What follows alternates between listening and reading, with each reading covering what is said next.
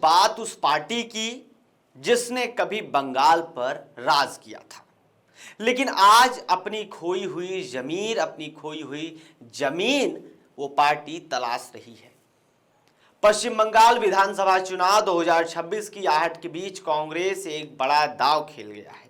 करीब 30 साल बाद कांग्रेस बंगाल की सभी सीटों पर अपने दम पर चुनाव लड़ने जा रही है। लेकिन सवाल ये है कि क्या सिर्फ उम्मीदवारों के नाम घोषित करने से नैया पार हो जाएगी?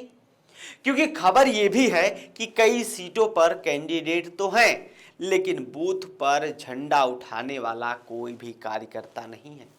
आखिर 1972 में 200 से ज्यादा सीटें जीतने वाली कांग्रेस 2021 में जीरो पर कैसे सिमट गई, बताएंगे आपको इस मेगा रिपोर्ट में। नमस्कार, मेरा नाम है पीयूष तिवारी और आप देखना शुरू कर चुके हैं नवभारत लाइव। वर्ष 2021 के चुनाव में कांग्रेस का सुपड़ा साफ दिखाई दे रहा था। महज 3% वोट और खाता तक नहीं खुला। इस बार पार्टी संभल कर चल रही है, लेकिन चुनौतियां पहाड़ जैसी हैं, खासकर उन सीटों पर जहां दर्शकों से वाम दल या टीएमसी का कब्जा है। वहां कांग्रेस ने पहली बार उम्मीदवार तो उतार दिए हैं, पर जनता तक पार्टी के वादे पहुंचाने वाला कोई नहीं है। पार्टी का पूरा फोकस अब अपने पुराने गढ़ मालदा, मुर्शिदाबाद और उत्तरी दिनाजपुर पर है। बहरामपुर से अधीर रंजन चौधरी और मालतीपुर से मौसम नूर जैसे कद्दावर चेहरों के भरोसे कांग्रेस फिर से पुनर्गठन की उम्मीद कर रही है। बंगाल में कांग्रेस के पतन की कहानी तो 1977 के आपातकाल के बाद से ही शुरू हो गई थी।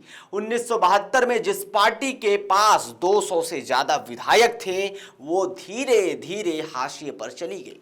2011 में 42 और 2016 में बात करें तो 44 सीटें जीतकर कांग्रेस ने थोड़ी तो जान फूकी थी, लेकिन ममता बनर्जी के बढ़ते कद और बीजेपी के आक्रामक उदय ने कांग्रेस को किनारे लगा दिया। और आज स्थिति यह है कि पार्टी को नए सिरे से शून्य की शुरुआत करनी पड़ रही है। रणनीतिकार मानते हैं कि सभी सीटों पर लड़कर कांग्रेस अपना वोट प्रतिशत तो बढ़ा सकती है, लेकिन क्या वो सीट जीत पाएगी, ये एक बहुत बड़ा सवाल होगा। कांग्रेस के सामने एक अजीब दुविधा है। इंडिया गठबंधन, केंद्र में ममता बनर्जी कांग्रेस की साथी हैं, लेकिन बंगाल में सबसे बड़ी विरोधी भी। कांग्रेस नहीं चाहती कि उससे ज्यादा आक्रामक होने से ममता बनर्जी कमजोर पड़े और बीजेपी को फायदा हो जाए। इसीलिए रणनीतिक रूप से कांग्रेस उन सीटों पर ज्यादा जोर दे रही है जहां उसकी जीत की संभावना ज्यादा है। बड़ी खबर यह है कि इस बार मल्लिकार्जुन खड़गे, राहुल गांधी और प्रियंका गांधी के तूफानी दौरे प्लान किए जा रहे हैं। याद रहे 2021 और 2024 में राहुल गांधी ने बंगाल में प्रचार नहीं किया था, लेकिन इस बार मैदान छोड़ने की गलती पार्टी नहीं करना चाहती। तो क्या कांग्रेस बंगाल में किंग मेकर बन पाएगी या उसकी मौजूदगी सिर्फ वोट काटने तक सीमित रह जाएगी? बीजेपी बेहद आक्रामक है और टीएमसी अपनी सत्ता बचाने के लिए एड़ी चोटी का जोर लगा रही है। ऐसे में कांग्रेस के हाथ में बंगाल की जनता क्या थमाती है, ये देखना दिलचस्प होगा। क्या कार्यकर्ता ना होने की कमी को राहुल और प्रियंका की करिश्मा पूरा कर पाएगा?